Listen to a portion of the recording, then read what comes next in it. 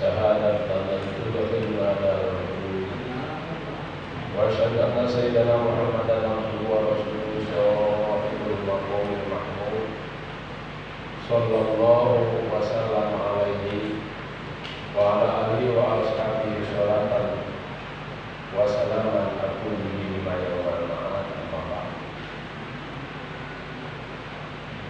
Yang mulia hadirin segenap Majelis Taklim Jamaah Al-Huda, alhamdulillah kembali kita bisa bersilaturahmi sejenak beriktikaf setelah menunaikan ibadah sholat subuh berjamaah. Gimana sehat semua? Alhamdulillah sehat. Bang Taufik kacamata kenal ada terus atau di bawah motor sih terus berapa? Di bawah motor. Di bawah motornya. Di bawah.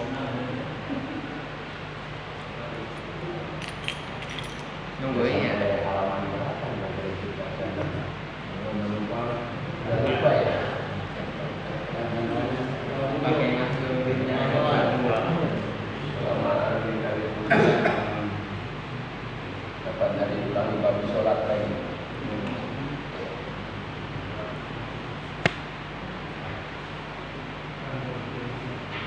Hadirin yang mulia, kajian kita adalah kitab fikih.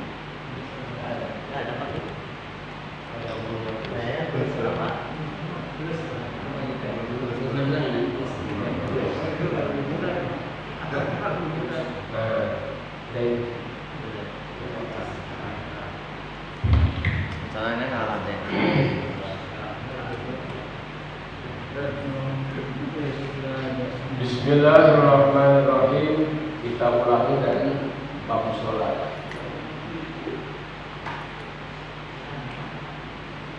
Bab sholati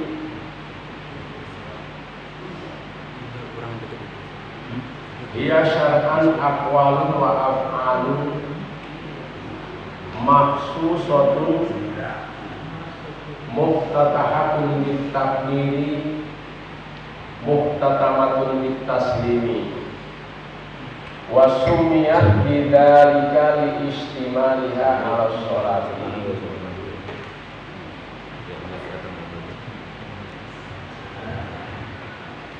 Coba diterjemahin Bang Taufik bab sholat tadi. Hiya syar'an aqwalun wa af'alun makhsusatun muftatahatun bitakbiri muhtatamatun bitaslimi wa sumiyat bidzalika li istimaliha 'ala sholati lughatan wa hiya du'a. Coba terjemahan. Sholat menurut istilah syara ialah beberapa ucapan dan perbuatan tertentu yang diawali dengan takbir dan diakhiri dengan salam. Perbuatan tersebut disebut sholat karena mengandung makna sholat. Menurut arti bahasanya yaitu doa. Iya. Bapak hadirin yang mulia, sholat itu ibadah yang sangat urgent, sehingga faidah sholahatis sholat soluhatil amal kullu. Faidah soluhatil sholat, apabila ibadah sholat seseorang itu baik dan benar, dalam artian mencukupi syarat rukunnya, dikerjakan di awal waktu berjamaah, maka soluhatil amal kullu, semua amal ibadahnya dinilai baik dan benar. Dalam artian puasanya Allah bayar upahnya, haji dan umrohnya Allah berikan upahnya. Semua ibadahnya itu ada upahnya apabila nilai sholatnya baik dan benar, mencukupi syarat rukun kriteria ilmu fikih. Sebaliknya wa idza fasadati sholat, apabila sholatnya rusak, sholat tidak mencukupi syarat rukunnya, sholat dikerjakan asal-asalan, Mungkin sholat sendirian tidak berjamaah, bahkan di akhir waktu. Maka fasadatil amal kullu, semua amal ibadahnya dinilai rusak dan tidak ada artinya. Hajinya, zakatnya, umrohnya nggak ada pahalanya. Jadi sholat ini adalah ibadah yang sangat urgent, menduduki ranking tertinggi dari seluruh rentetan ibadah. Nah, sekarang kita akan menjelaskan dari awal mengenai sholat. Babu sholati ay babu ahkamis sholati. Jadi dulunya itu babu ahkamis sholati. Jadi di sini pengarang kitab Fathul Muin Syekh Jainuddin Al-Malibani, bukan Meleber Bandung, Bang Taufik. Meleber itu di New Delhi, India sana. Ada satu pondok pesantren namanya Pondok Pesantren Dioban. Itu muridnya kira-kira 17.000 sampai 20.000. Ini pondok pesantren yang mencetak 40.000 ulama besar. Di antaranya pengarang kitab Fathul Muin ini Syekh Jainuddin Al-Malibani. Saya pernah ke sana, Bang Taufik. Itu jangankan ulamanya, ustadznya, drivernya saja, sopirnya hafal Al-Quran. Dalam perjalanan Ustaz Danang saya tes bener ya, dia antum itu hafal Al-Quran. Bacakan surat Yasin, jangan ayat 20 terus ya. Bacakan lagi surat Al-Kahfi ayat 15 terus ya. Setiap surat yang Anda minta supaya melanjutkan itu hafal.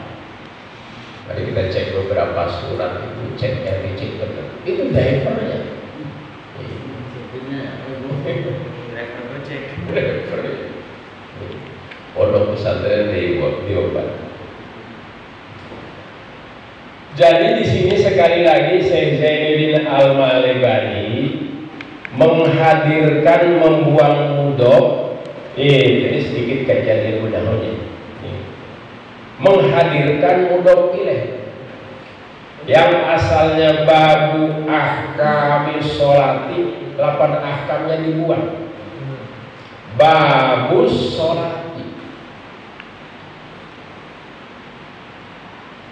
Kita rekreasi sebentar pada kajian ilmu nahwu.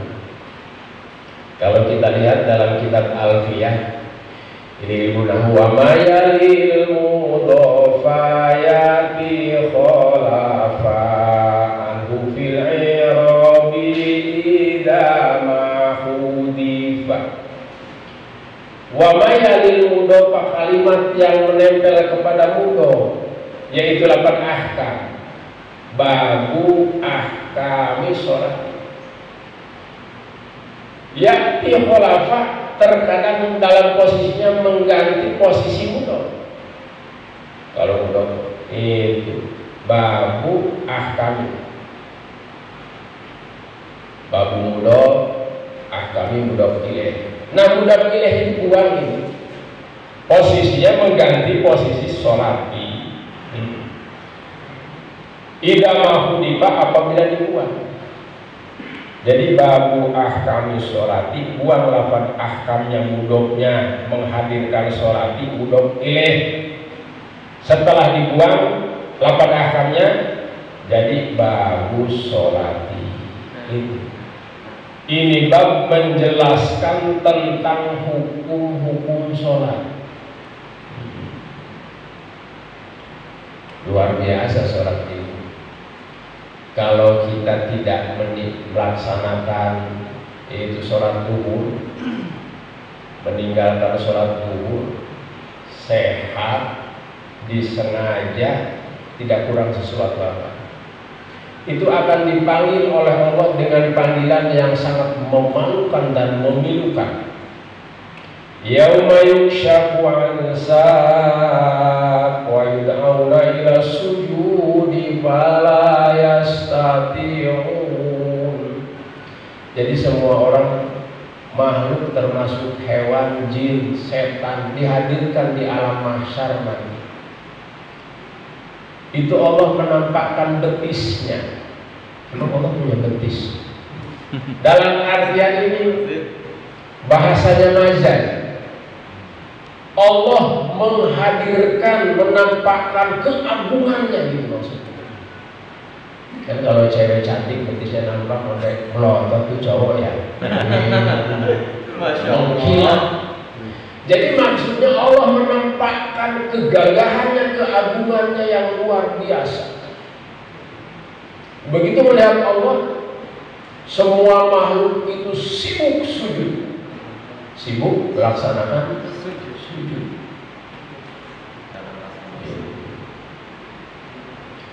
Khasyiatan absaruhum tarhaquhum dhillah. Saking takutnya kepada Allah. Ada beberapa orang, beberapa kelompok yang tidak mampu bersujud di saat itu. Itu punggungnya secara otomatis mengeras.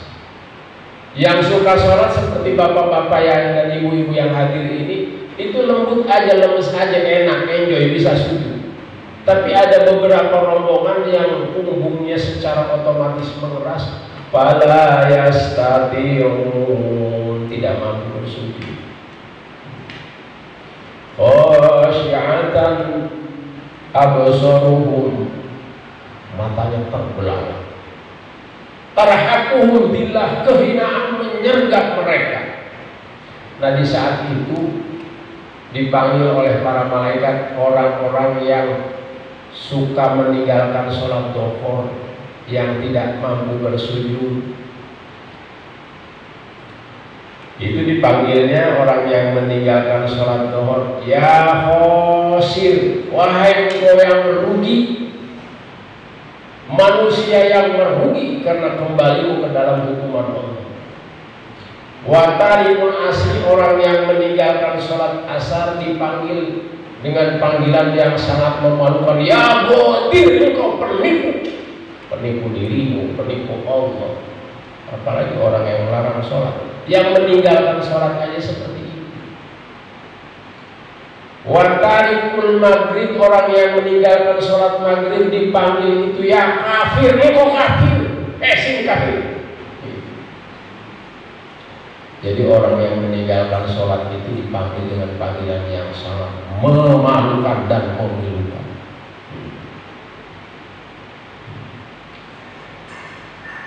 Bapak hadirin selanjutnya, di sini Syekh Zainuddin Al-Malebari dalam permulaannya memulai karangannya diawali dengan menjelaskan beberapa hukum-hukum sholat. Nah, Bapak Ibu hadirin yang mulia, sholat itu termasuk rukun ibadah. Rukun ibadah. Fan ibadah. Mengapa sholat disebutkan fan ibadah? Karena dalam kitab ini sang pengarang menjelaskan masalah fikih. Fikih itu terbagi 4 bagian. 1 rukun ibadah, 1. 2 rukun muamalah, 2.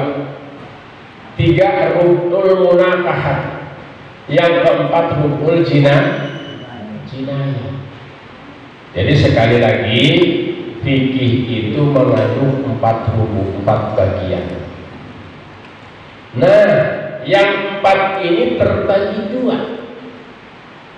1 muamalah lil khaliq, bergaul berhubungan dengan khaliq, dengan Allah Subhanahu wa ta'ala. Yang kedua muamalah lil makhluk, muamalah dengan sesama makhluk ciptaan Allah, kita dengan manusia, dengan hewan, dengan tumbuh-tumbuhan. Itu namanya muamalah beserta makhluk. Muamalah lil khaliq ini rukun ibadat yang isinya 1 syahadat, Bang Taufik. Yang kedua sholat. Ketiga zakat. Keempat puasa. 5 ibadah haji. Ini rukun ibadah. Kita ulangi satu, rukun ibadah itu isinya syahadat, sholat, zakat, puasa, haji. Adapun rukun muamalah lil makhluk, bergaul kita sesama makhluk, isinya satu rukun muamalah, dua rukun munakahat, tiga rukun jinayah. Seperti kita berdagang sesama makhluk, sewa menyewa, gade menggade. Nah ini ada aturannya dalam kitab fikih. Nah hadirin yang mulia, yang pertama di sini akan dikomentar oleh musannif atau pengarang kitab Syekh Zainuddin Al-Malibari. Ini rukun ibadah yang hubungannya dengan rukun Islam yang kedua setelah syahadat terus sholat. Maka kata Syekh Zainuddin Al-Malibari dalam kitabnya Fathul Mu'in, babus sholati ay babun fi ahkamis sholati. Ini bab mau menjelaskan beberapa hukum sholat. Nah hadirin yang mulia, sebab fikih ini hubungannya dengan yang namanya urusan ibadah, jadi sholat itu harus sholat menurut hukum syara', harus sholat menurut hukum syara'. Zakatnya harus menurut hukum syara', puasanya harus menurut hukum syara', hajinya harus menurut hukum syara'. Bukan hukum negara, bukan. Kenapa harus menurut hukum syara'? Sebab sholat itu mengandung dua makna. Dua makna. Ada sholat menurut lugo, menurut bahasa, menurut etimologi. Ada sholat menurut syara', menurut terminologi. Nah sekarang timbul pertanyaan. Assalamualaikum. Waalaikumsalam. Ini yang datang haji. Bang Sa'il dari mana? Ustaz, saya jauh-jauh datang ke Masjid Al-Huda. Saya ingin tahu apa yang namanya sholat menurut bahasa, menurut lughah. Nah ini di depan akan dikomentar. Hiya lughatan ad-du'a. Jadi yang namanya sholat menurut bahasa itu doa. Jadi kalau ada orang yang sedang berdoa itu, Rabbana atina fid dunya hasanah wa fil akhirati hasanah wa qina adzabannar. Allahumma inna nas'aluka ilman nafi'a wa amalan mutaqabbala wa rizqan hasanan thayyiba wa shifaa'an min kulli da'i. Ya Allah, saya minta ilmu yang bermanfaat, wa amalan mutaqabbala, dan amal-amal soleh yang diterima, jangan amalan yang ditolak. Wa rizqan hasanan thayyiba, minta rezeki yang halal, yang baik, yang berkah.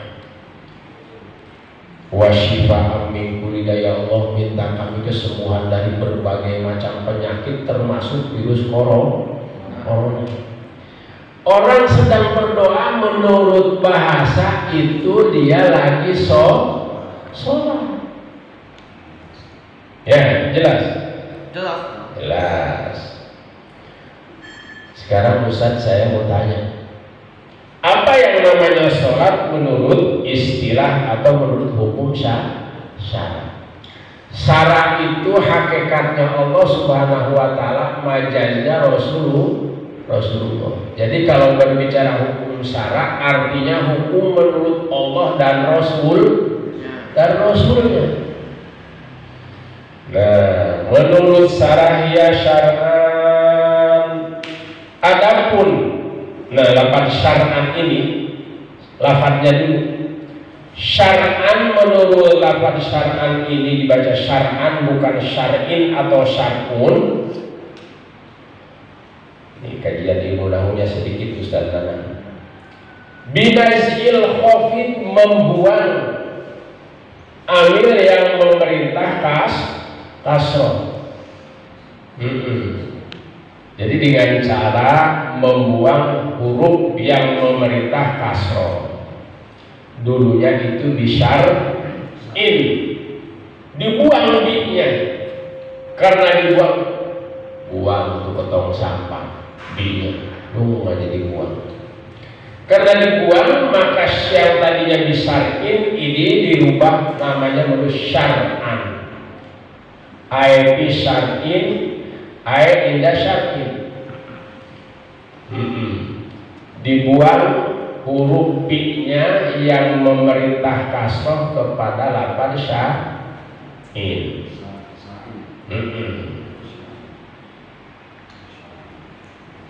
Yang akhirnya menjadi dinasabkan. Ya, fi-nya itu hilang, yang tadinya fi syar'in karena fi dibuang sebagai pengganti yang tadinya syar'in menjadi syar'an. Ada kaidah ilmu nahwunya ini Bang Taufik. Dulu waktu kita ngaji ya di pondok pesantren. Wa adilaziman bi harfi jarri wa in hudifan nasqulil munjari. Ini lama kalau dibahas ilmu nahwu ya Bang Taufik ya. Jadi sekali lagi kita ulangi, hiya syar'an, adapun sholat menurut hukum syara'. Siapa syara' itu? Syara' itu siapa? Syara' yaitu Allah dan Rasulnya. Sekali lagi bahwa syara' itu adalah Allah dan Rasulnya. Jadi yang namanya sholat menurut hukum syara' ini artinya bajaz mursal min itlaqil masdar wa iradatis misfa'il wa iradati ismil fa'il. Yang takdirnya seperti ini: utriko sar'an alladhi huwal masdar wa urida bihi syari'an alladhi huwa ismul fa'il majajiyatan majajar mursalan min itlaqil masdar wa iradatis misfa'il asyari hakikotan huwallahu wasyari majazan huwa rasul. Adapun syara' hakikatnya adalah Allah. Syara' majaznya Rasulullah. Jadi syara' itu dibawa oleh Rasulullah. Kesimpulannya, yang namanya hukum syara' itu adalah Allah dan Rasulnya.